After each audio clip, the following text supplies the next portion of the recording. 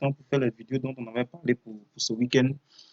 Mais je ne suis pas sûr de pouvoir faire toutes les vidéos en fait, puisqu'on devait avoir à faire Constellation, Dextool et puis Cartesy. Bon, là, je vais commencer par Constellation et puis après, pour le reste, on verra dans les jours à venir. Parce que le week-end a été un peu chargé. Et puis bon, voilà. Donc, c'est la vidéo sur Constellation, le projet que je voulais vous présenter, dont on parle souvent dans le groupe, de soit Constellation, soit on dit DAG, DAG. Donc, je voulais juste d'abord commencer par vous présenter le wallet qu'ils ont sorti, qui est un superbe wallet vraiment facile à utiliser, hyper sécurisé, qui, voilà. Là, je n'ai pas ouvert, je voulais juste vous montrer l'interface, mais on n'est plus en version bêta maintenant, il y en a une version normale qui roule. Pour ceux qui voudront ou ceux qui ont déjà des constellations, je préfère ou je vous conseille plutôt de les stocker déjà euh, sur leur wallet, le wallet qui s'appelle Molly, comme vous pouvez le voir ici. Donc, demain, elle est disponible qu'en version PC, mais bon, on verra dans les jours, les mois qui viennent si l'équipe va sortir la version mobile. Voilà. Cela dit, passons à ce qui est le projet lui-même. Alors, on va commencer par voir déjà ce qui est déjà le prix, parce que on a pas mal évolué hein, depuis la dernière fois. Donc, ce soir, on est à 0,0103. On est un peu monté par rapport au prix des dernières semaines. Et puis, aujourd'hui, on a 1,266 911 qui sont en circulation sur les 3,7 milliards au total. Donc, comme souvent, on parle des projets qui sont en même temps low cap et low supply, donc qui ont pas beaucoup de tokens. Constellation, ils ont un peu plus de tokens par rapport aux autres projets habituels. Mais le fait est que la technologie qui est derrière ne pouvait pas en fait euh, nous faire ignorer ce que les gars apportent aujourd'hui à cette industrie en fait. Parce que pour moi, c'est parce qu'on est aujourd'hui dans les cryptos, dans un environnement d'émotion et tout. Sinon, Constellation, si on était dans la bourse classique, ce serait une des technologies ou des entreprises ou des startups qui seraient vraiment en vogue. Enfin, pour les mettre dans la catégorie des nouvelles sociétés comme Tesla qui n'ont rien de classique. Ce serait vraiment une société qui est vraiment aux avant, qui serait vraiment aux avant-postes en fait. Mais bon, on est dans les cryptos, tout est émotion, les gens veulent que il y a toujours des news et tout. Donc, ça fait que certains projets qui sont vraiment, vraiment, vraiment très bien sont souvent négligés. Voilà. Parce que les gens préfèrent la hype, ils préfèrent les projets où le coût monte chaque jour. Mais lorsqu'un projet, le coût monte chaque jour, c'est que tout le monde le connaît. Voilà. Au moment où tout le monde le connaît, son prix est déjà assez haut. Voilà. Donc, c'est ce que je voulais dire sur Constellation. Sinon, généralement, les projets avec assez de tokens, moi, je regarde déjà la technologie. Si c'est une bonne technologie, ok, ça peut se faire, mais généralement, je suis dans les low supply. Voilà, donc cela dit, si on jette un petit coup d'œil au point de vue graphique, donc là, c'était le bottom. On a fait presque de décembre 2018 jusqu'au mois de mai. Donc, on a fait environ 6 mois dans le bottom, autour des 0,001.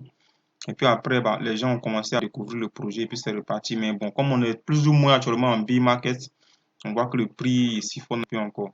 Mais pour moi, le moment en fait, c'est de rentrer maintenant sur ce genre de niveau-là pour dépenser moins d'argent en fait que d'aller acheter un projet dont tout le monde va parler lorsqu'il sera par exemple à 0,05 $ ou à même 0,5 $.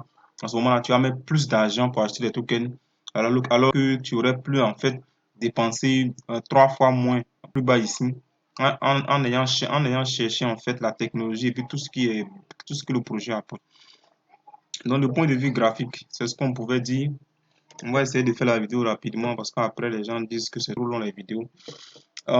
Puis, ce que je voulais ajouter, c'est qu'aujourd'hui, c'est vrai que l'équipe est encore concentrée uniquement sur vraiment l'évolution du projet. Mais aujourd'hui, le seul exchange qui supporte vraiment bien le projet, c'est KuCoin. Et je pense que dans les semaines ou les mois à venir, on devrait avoir un peu plus d'exchange. Donc, ce qui devrait booster en fait le prix ici pour qu'on aille plus haut. Donc, en fait, c'est le moment de rentrer maintenant. On n'a pas encore assez d'exchange où tout le monde, les gens savent ce que c'est, mais bon, ils hésitent à acheter parce que le prix est bas. Ils se disent, wow, ça va pas monter, ça va monter. Mais une fois que les gens vont commencer à avoir des bougies vertes de 2, 3 semaines sur le projet, tout le monde va commencer à acheter. Bon, moi, c'est pas en ce moment-là que moi j'achète. Moi, j'achète au moment où personne n'en parle, où voilà, le projet est aux oubliettes. Donc, la technologie en elle-même, euh, comme c'est marqué ici, Cyber Security for Big Data. Donc, en fait, pour résumer le tout, Constellation veut sécuriser tout ce qui est grosses données, donc des données de masse. Donc, quand on dit des données de masse, aujourd'hui, les données de masse, c'est des données qui sont produites par des grosses sociétés, par de grosses structures ou ou par des gros engins. Vous prenez tout ce que vous voulez. Mais si je prends l'exemple d'une entreprise, par exemple, je vais prendre peut-être pour ceux qui sont en Afrique, je vais prendre par exemple simplement Orange. Orange aujourd'hui qui nous vend des puces, qui nous vend des crédits de communication et tout. Chaque jour, nous, en utilisant ces puces-là, nous créons des données. Voilà, nous créons des données chaque milliseconde ou bien peut-être chaque seconde. Et c'est des données qui s'articulent, qui sont assez élevées, qui sont beaucoup. Il faut les stocker. Mais en même temps, il faut les stocker. En même temps, il faut les sécuriser. Parce qu'aujourd'hui, si quelqu'un rentre dans les données de Orange, il peut avoir le numéro de n'importe qui. N'importe qui, il peut en faire ce qu'il veut parce qu'aujourd'hui, les gens ont des comptes mobile money qui sont liés à leur numéro. Donc, tout ça, ça pourrait être piraté, ça pourrait être volé. Et voilà, ça, c'est juste l'exemple de Orange. Prenons le cas d'une banque. Prenons le cas d'un gouvernement. Moi, je me rappelle, il y avait un documentaire il y a quelques mois de cela où des pirates informatiques vendaient, par exemple, des données bancaires du gouvernement ghanéen sur le Darknet. C'est incroyable. Et les gens pouvaient les acheter et puis aller pirater le gouvernement ghanéen. Donc, c'est plein de trucs comme ça. Il faut pouvoir sécuriser ses propres données. Aujourd'hui, nous, ça ne c'est pas grand-chose pour nous parce qu'on a juste notre téléphone. On se dit que c'est pas grand-chose. Mais imaginez du point de vue gouvernemental, un gouvernement qui a des données à stocker. C'est horrible d'entendre qu'un gouvernement, par exemple, s'est fait pirater des données. C'est horrible. C'est horrible. Donc, aujourd'hui, c'est ça en fait que Constellation apporte. Parce que la plupart des données aujourd'hui sont stockées de façon centralisée. Voilà. Orange dont on parle, c'est eux-mêmes qui stockent sûrement leurs données, mais c'est une entreprise centralisée. Le gouvernement, c'est centralisé. Et donc, Constellation apporte la décentralisation à la sécurisation des données. En ce moment-là, il faudrait vraiment avoir accès à tout ce qu'est la blockchain pour pouvoir pirater des données. Alors qu'aujourd'hui, on sait que sur la blockchain, c'est quasiment impossible. Voilà, donc aujourd'hui, c'est ce que Constellation apporte, la sécurisation des données de masse. Voilà, parce qu'aujourd'hui, j'avais vu, ils avaient fait une stat il y a quelques mois de cela où ils avaient pris le gouvernement américain, un secteur du gouvernement américain qui produisait, je crois, entre 1 et 2 milliards de données en moins d'une minute. Donc, imaginez, juste en une minute, les gens, ils ont des millions de données qui sont créées. Et imaginez toute la journée, les données qui sont créées, mais tout le mois, tout ce qui est créé. Donc, c'est un gros business parce que le business des données aujourd'hui, c'est en fait, les gens disent que c'est le deuxième pétrole. Bon, pétrole des données, voilà, si on veut traduire en français. Donc aujourd'hui, l'importance que le pétrole avait dans le temps, tout le monde courait derrière le pétrole. On dit aujourd'hui que la guerre des données, c'est le nouveau pétrole, the new oil. Donc c'est ce que les gens disent aujourd'hui parce que tout le monde va vouloir forcément avoir sa part de marché. Les gens comme Facebook, Google ont déjà commencé, mais ils sont allés de la mauvaise manière parce que eux, ils revendent des données de leurs clients. Donc sans eux, il y a eu plusieurs plaintes. Il y a eu Facebook a eu à payer même comment on dit, des amendes et tout. Donc ça, c'est la mauvaise manière, ça c'est le mauvais côté. Donc aujourd'hui, Constellation, c'est la sécurisation de toutes ces données-là que eux, ils sont là aujourd'hui. Donc ils sont à tous les niveaux, dans l'éducation gouvernementale et même dans le secteur privé. Donc, côté technologie, c'est ça aujourd'hui, ce que Constellation propose. Et puis, bon, Comme il faut y aller rapidement avec la vidéo, on va pas faire tout le tour. Ceux qui ont des questions à ce moment-là, dans le groupe, on pourra y répondre. Mais de côté technologique, c'est ce qu'on pouvait dire. Ensuite, du point de vue des partenaires, donc des partenariats qui sont aujourd'hui actifs, parce qu'il y a d'autres qui n'ont pas encore été dévoilés et tout. Donc, ceux qui sont aujourd'hui actifs, on peut les voir sur le site de Constellation. Et il y en a plein. Donc, commencer par Mobi, Hyperledger, parce que eux, ils sont dans la blockchain. Donc, comme vous pouvez le voir ici, à chaque fois, les gens, ils notent en fait l'industrie dans laquelle l'entreprise est.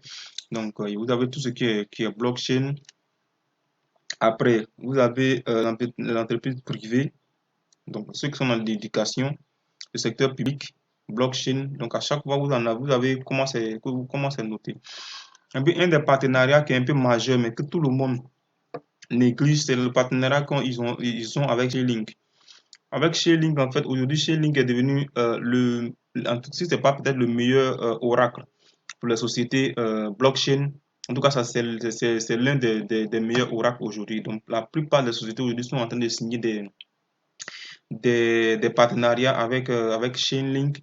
Mais derrière, ce que les gens ne savent pas, c'est que le traitement des données que Chainlink va faire, ces données-là seront validées en amont, donc d'abord par Constellation, avant d'arriver dans les tuyaux de Chainlink. Donc c'est un gros partenariat parce que Constellation elle sera entre Chainlink et puis les données qui arrivent à l'oracle de Chainlink. Donc, puisque les données qui arrivent ne sont pas compatibles comment dire, à l'infrastructure de Chainlink, Constellation se met d'abord, juste avant Chainlink, il valide les données. Et les données qui ne sont pas de bonnes données sont rejetées. Et les bonnes données seront transmises à Chainlink. Et à ce moment-là, Chainlink pourra les traiter dans son système. Donc, c'est un gros partenariat qu'ils ont avec Chainlink. Mais bon, le jour où on fait on annonce le partenariat, tout le monde est content. Mais derrière, personne ne va chercher en fait à savoir à quoi il va savoir servir. Donc, vous avez plein d'autres partenariats, beaucoup de privés et surtout l'éducation aussi. Et puis, toujours le secteur public. Et puis, le partenariat le plus important, bon, jusqu'à ce jour, c'est bien sûr avec l'US Air Force. Donc, c'est, en tout cas, dans les crypto-monnaies, c'est le, le partenariat le plus important. Parce que généralement, dans la blockchain, ce que vous avez, c'est partenariat entre sociétés crypto. Mais aujourd'hui, Constellation a réussi à faire un partenariat avec l'US Air Force. Et ça ne va même pas s'arrêter là parce qu'aujourd'hui, ce qu'on entend, c'est que le partenariat sera étendu au ministère de la Défense. Donc, le ministère de la Défense des États-Unis, qui inclut tout ce qu'on connaît, qui est la NASA, qui est FBI, qui est la NSA, tout ce qu'on peut imaginer. Donc, c'est un gros partenariat. L'article était paru dans Forbes. C'est un très, très gros partenariat. Donc aujourd'hui, pour moi, Constellation, ça reste quand même une des plus grosses sociétés blockchain en termes de technologie, mais en même temps aussi en termes de partenariat. Mais bon, dans les mois à venir, on verra comment tout ça va s'ajuster.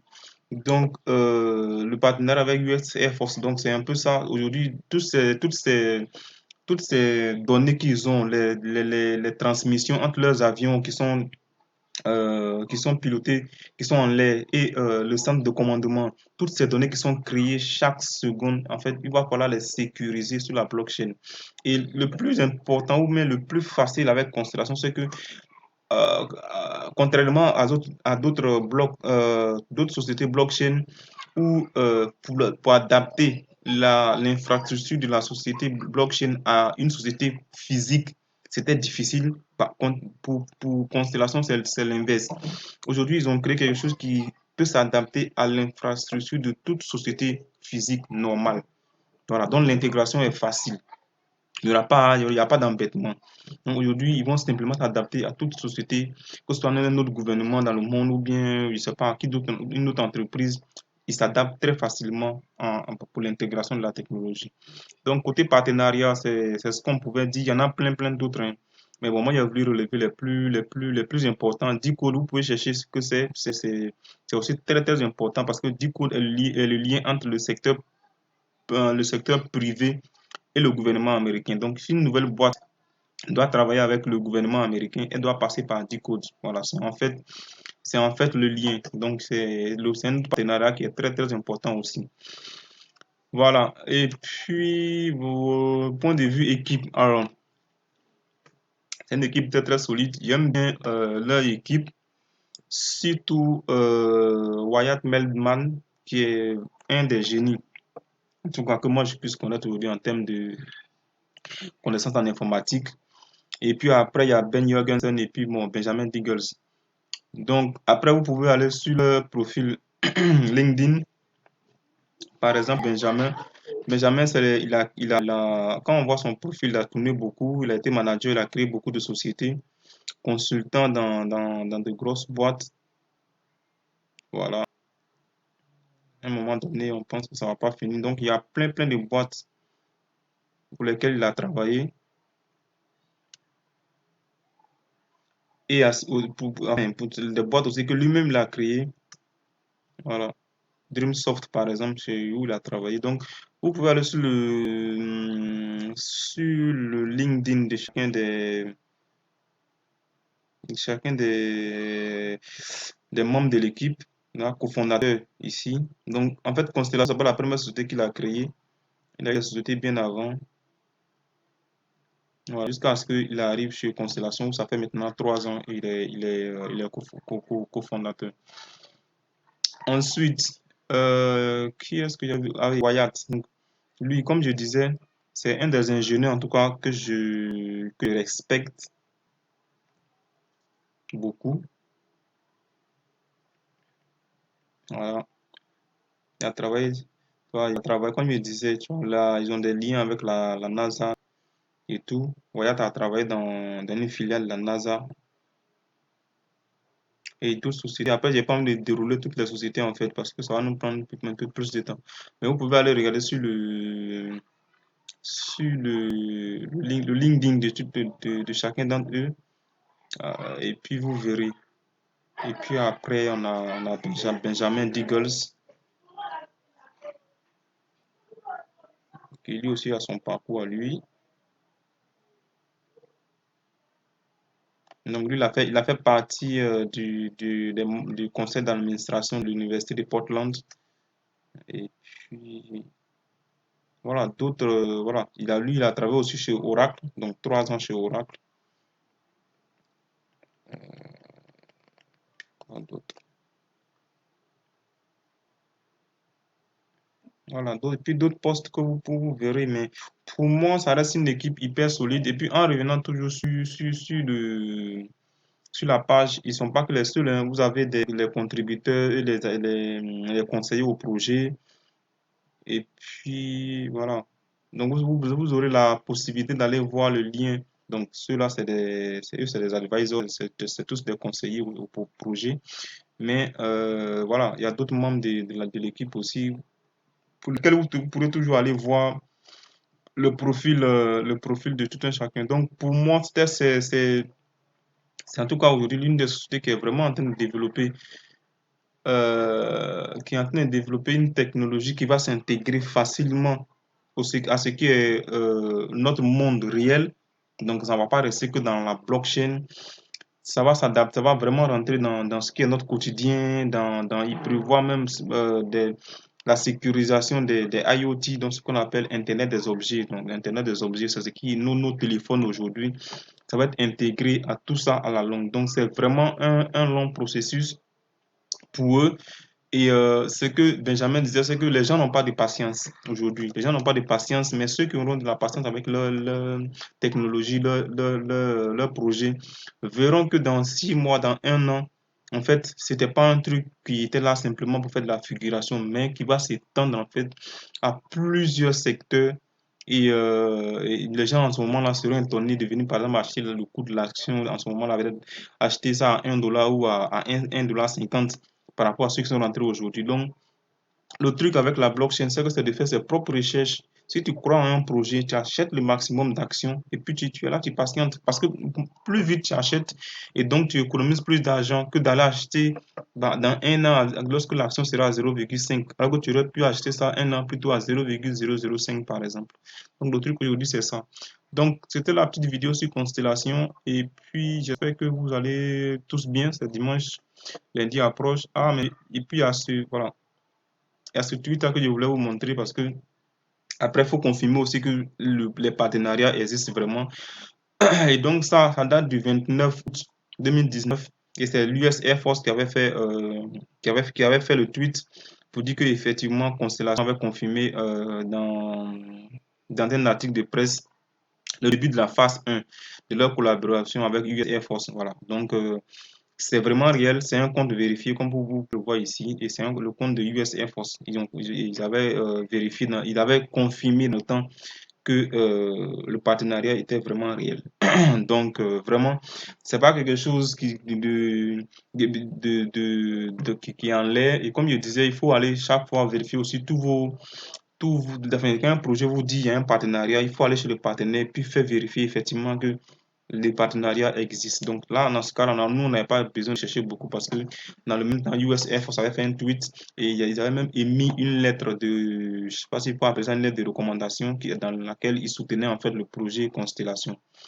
Donc pour moi, aujourd'hui, ça reste un des projets les plus ambitieux. Et mais bon, d'ici quelques mois, on verra bien ce que ça donne. Donc j'espère que vous allez bien et puis on se retrouve sur le groupe. Ciao.